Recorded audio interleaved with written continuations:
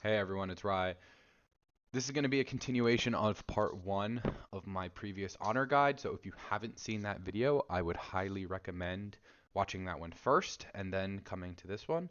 This is going to be an extension of that one, bringing in more of a niche strategy where the first is going to be applicable in almost every single game that you would think, oh, okay, I could play honor here. Um, so without further ado, let's just jump right in. Um, Oh, shoot. Whoops, that wasn't supposed to show that. So as mentioned before, our normal honor strat is gonna end up if you are a scout believer. It's gonna go into two scouts into monument worker, another scout if you have really good land, and then settlers. If you don't have really good land, um, just go right into settler.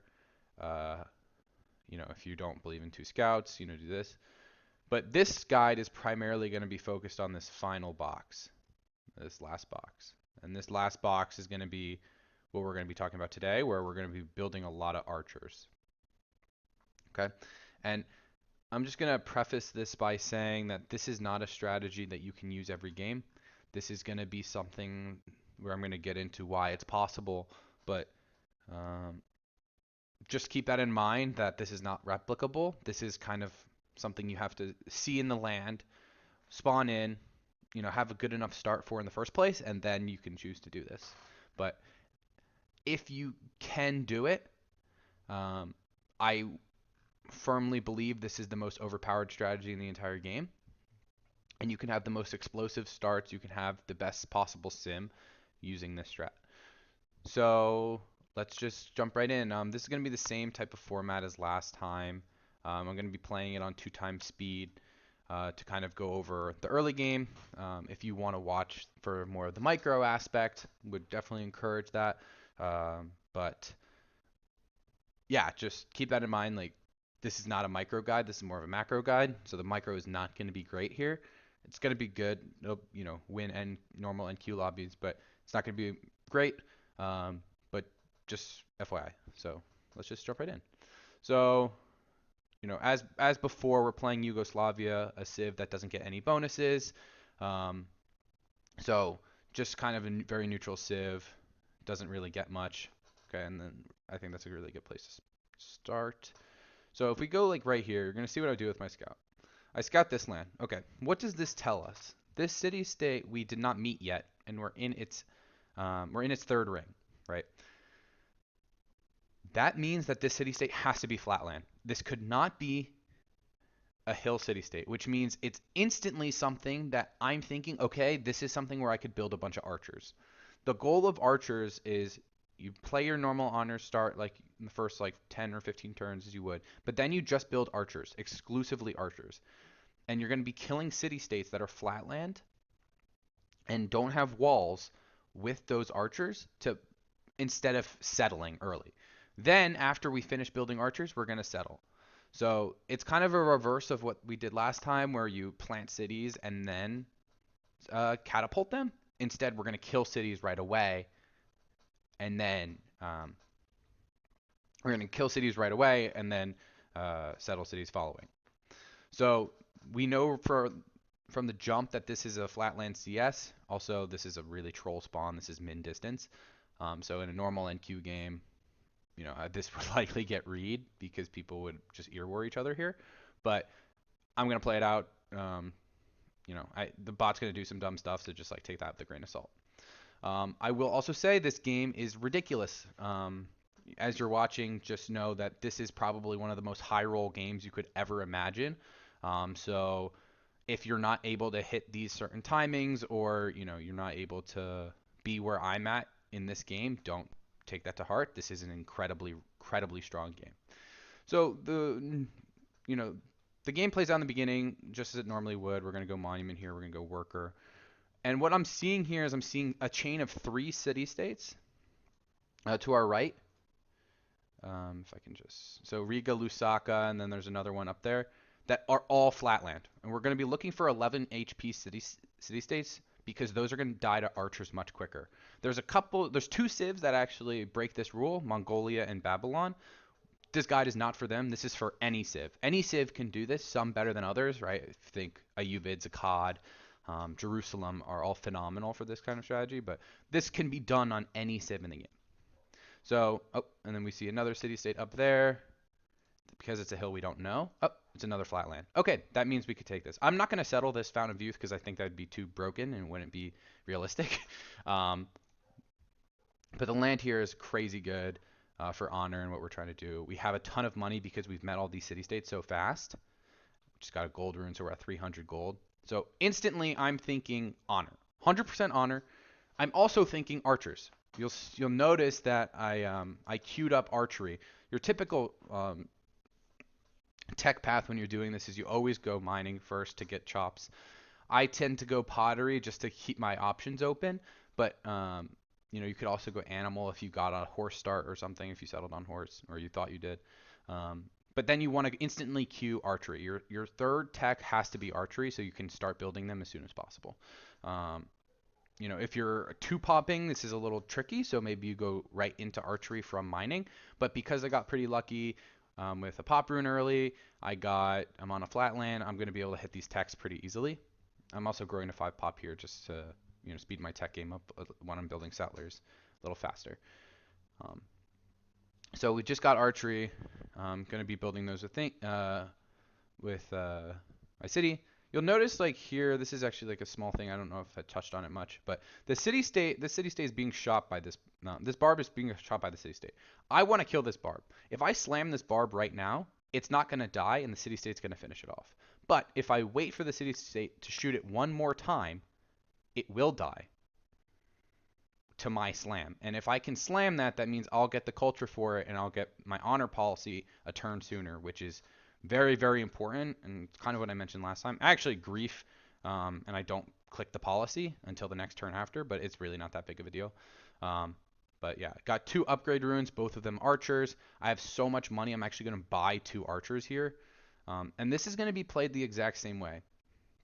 We're going to be looking to worker tribute every single city-state.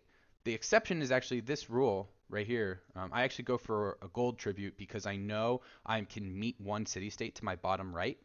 And that'll put me over 140, so I can buy another archer, which means I have to make 1 less.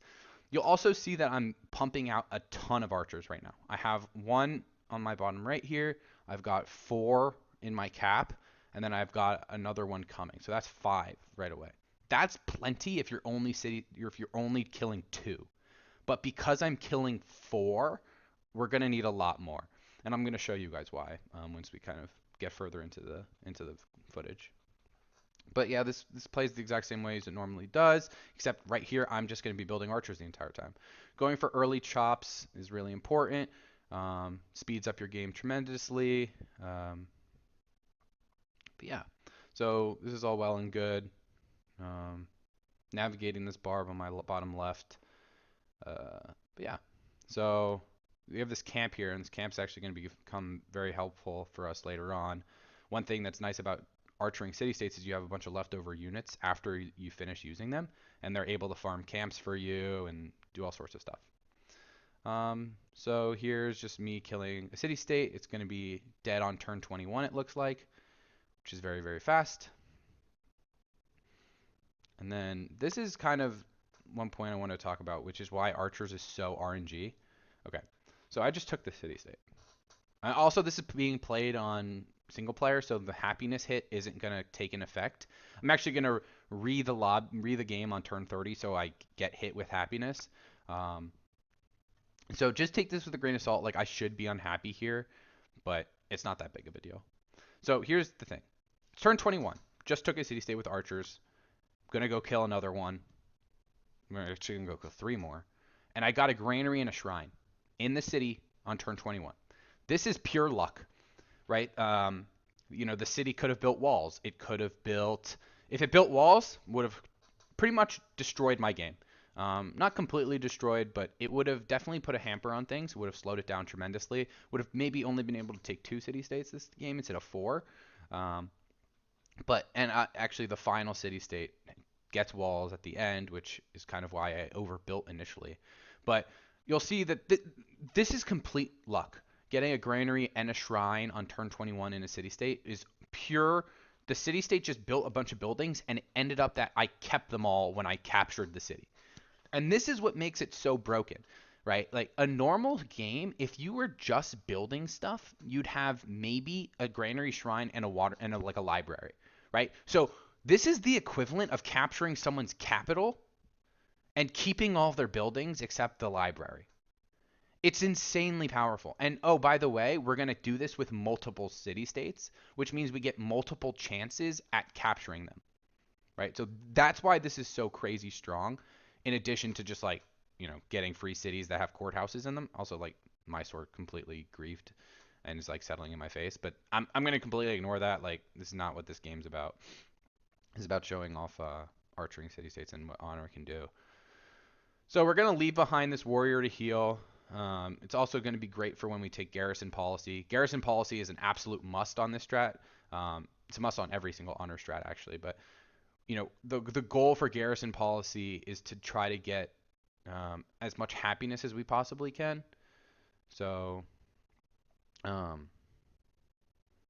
because it's likely that the city states are not going to have improved luxes, or we're not going to have all the text to improve them to get the happiness if they were improved. So getting garrison policy speeds up culture, which gives us a courthouse policy. It gives us the happiness we need. It's perfect. So I just tributed a worker here. I'm going to move on to this. I'm going to start taking Lusaka now. Exact same thing as we did before. And you'll see that I'm actually going to be pumping a bunch of scouts from my capital to act as garrisons so that I can keep farming culture and keep pushing it forward. Now, this is one important point. I would have done an additional scout if there were more city-states to my bottom left. If there were more city-states to my bottom left, I'd make a scout and I'd go steal from them with that scout. But because there aren't any, I'm going to do something called city bouncing, which it's what I call it. But what I can do is I can start in the southern city, move up to Lusaka. I never declare war on two city states at the same time. I'm bouncing between all of the city states. What that does is, if you play a lot of Civ, you'll know that when you are attacking a city state and multi-stealing is a common thing if you want a really fast game because it speeds up your workers, right? But what maybe you didn't know is that you're also going to take a hit when it comes to getting favor with the city states themselves, right? The city states are not going to be able to, be your ally as easy, right? Because you're declaring more war on multiple city states. Doing this strategy, we never declare war on multiple city states. We're only at war with one city state at one point, which means we never lose. We never get a hit from city states hating us, which means we can easily ally them later in the game. And that's especially prevalent, and I chose to do that this game because I saw that both city states south of me were happiness city states, and I knew happiness is going to be the number one constraint, as it always is in honor, because when I was originally scouting this, you'll see that this has ivory, Lusaka has silk, Cahokia has ivory, so I knew it was double ivory. It's going to have happiness problems. And so we're moving up to Cahokia. It's the same type of thing. I'm making a scout in my cap right now to capture Cahokia. It's actually most efficient to capture city states with a scout rather than a warrior, just because they move faster, etc. So this scout in Belgrade that's being made is going to walk up to Cahokia right now. This warrior I have takes a hit. He's going to move back down, and then we're just going to keep shooting the city state. So hopefully this is making sense. We're not doing anything crazy. I'm actually going to settle this instead of Mesa because I want to block the camp from coming up to my cap. Just going to save me a little bit of headache as I'm kind of trying to just rush through this. But you could also argue settling Mesa is probably better, right? This is kind of the point I was making where it's like my sim is not the impressive thing here. It's more of like the macro decision. So right here, if this is a real game, I see one city where my warrior is, one city up north for the wine for the perfume, first ringing a hill, one city for Mesa, one city bottom right for the gold, citrus, and copper spot, one city up north for the Fountain of Youth. So that's 5 planted cities and 4 taken CS. So that means realistically by turn I don't know, turn 50, 45-ish, we should have 9 cities down on the ground. 4 of which are building courthouses. So that's like the most powerful thing in the entire game. So we're just going to start improving our luxes. I actually um, reloaded here, so that's why my happiness, I think if we go back a little bit, was at 13. Yeah, it's just not realistic. If I reload here, we're down to 0. So, you know, that's what I was saying. Like, this is very, very much a happiness starved strategy. So, um, maintaining your happiness is really important. The other thing is you'll see that my cities are annexed. I do this all the time when I'm capturing city states this early. I want them to be producing me stuff. I want them to be, you know, making me scouts, making me more workers, making me um, caravans, etc. Like this is how you speed up your game, right? You're taking a city that already has buildings, right? Both of these city states had granaries and shrines apiece, right? There's nothing really I need more right now than garrison units, than more workers, right? I haven't been stealing from multiple city states. All I've been doing is tributing a worker and then stealing. So that means each city state for Cahokia and Lusaka, I've gotten 2 workers from. The first city state, if you remember, I only stole 1. I didn't tribute 1. So I'm down 1 worker on that city state because getting the gold there was way more important to me than tribute. Um, I also refuse to make more than 1 worker on honor in my cap, which I think is just correct. So you see here we're prepping to kill Cahokia for the next turn for the scout capture. And then this was actually a really good find. Also, I got very lucky here. On turn 32, the city-state does have walls. You'll see how this plays in. But I got very lucky that there was a barb here, which is giving me more gold, which is nice. But it's also nice because I'm able to tribute this. AI tend to build units a lot, so if you're playing this in an AI game, it's likely not going to work. First of all, they're going to hate you, but second of all, AI build a lot of units really early, so getting late tributes like this is not very common. In a normal FFA, you will always be able to tribute this every single fucking time. So just keep that in mind. So bringing over workers that I've stolen or that I've built, this is all very standard stuff. Just chopping pretty much everything in sight, getting my techs I need, killing Cahokia. Let's see what we get from Cahokia.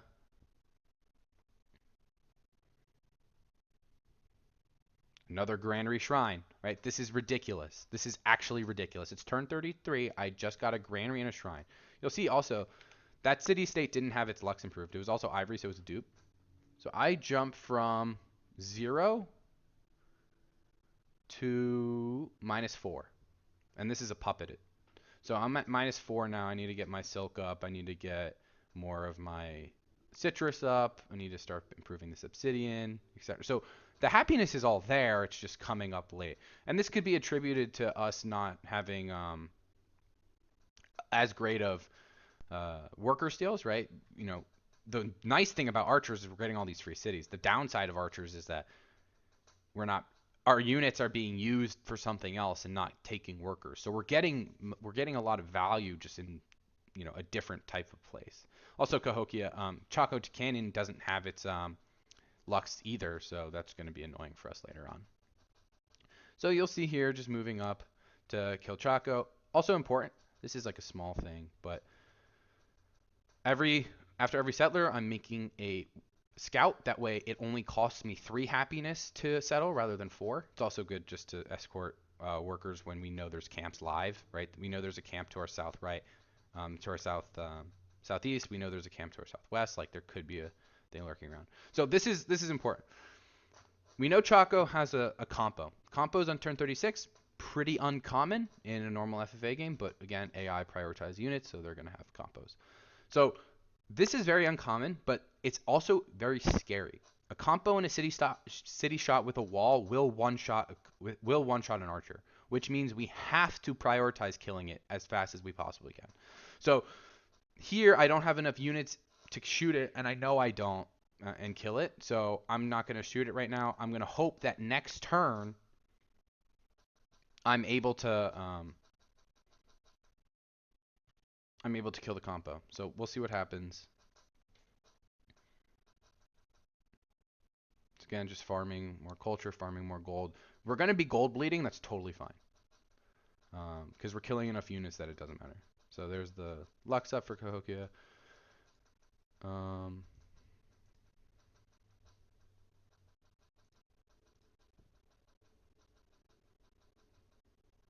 Right, so the compo went, Chaco Canyon compo went in the city. I'm going to give it one more turn. If it doesn't leave by that point, I'm just going to start shooting.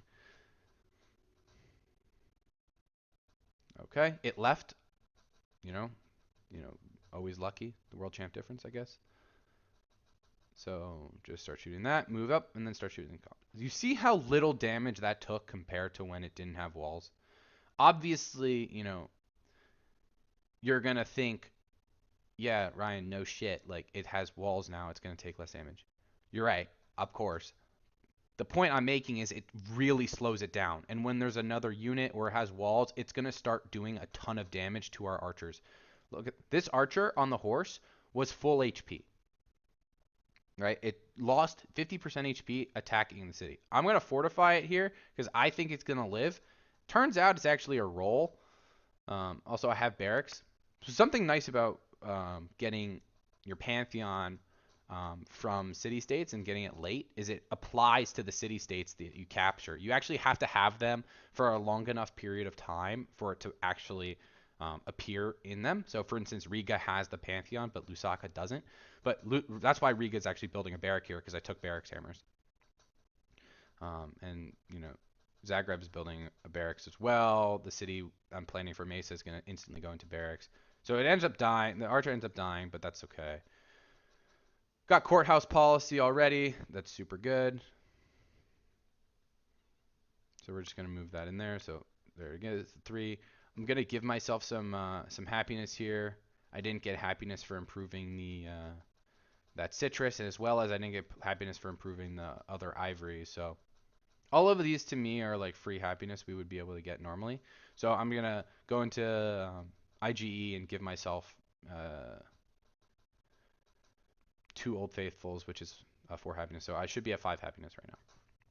Okay, so this is all great. So it died because it built another compo. The compo shot the archer, but the city shot. Okay, so this is fine. We're going to keep shooting this. Trouble could appear if my warrior dies. But fortunately for us, it's shooting the archer instead. If it shoots the warrior and we don't have a heal promo for it, it could die. It's a roll. But see how little damage it's taking? Like, this would die so fast normally. Let's check how many archers we even have. 1, 2, 3, 4, 5, 6, 7. I'm shooting this city-state with 7 archers. This is ridiculous. This is so many more than I normally would have. And it's dying so slowly. It's because the compo's in the city, and the city has 20 strength. It's a ridiculous amount of strength. But it'll die eventually. It's just going to take some time. Okay. So here we are, just improving all of our tiles. Important thing I do is I never promote my archers if they're shooting a city-state that potentially, like this archer almost died, that I don't think could survive. I want them to retain their promo so I could heal promo them, so they can take one more shot from me, or potentially 2. So this is all fine. Just gonna keep simming. We're only gonna play for 2 more turns, but I think this is the most important part. And this actually gets a shrine granary and a circus. Makes puppeting even easier, especially when there's no Lux improved yet. So we're building our courthouses in Lusaka and the first city-state we took, Riga, and then here we go. So the courthouses come up. We go from -3, I believe, to +8. And now these city-states are crazy. That has 10 base hammers in a pretty bad city, all things considered, until it gets its stoneworks and its stable up. It's a pretty bad city. Let's just compare that with how many hammers my cap has. My hammer has 13, right? This is more hammers than my capital right now. It's disgusting.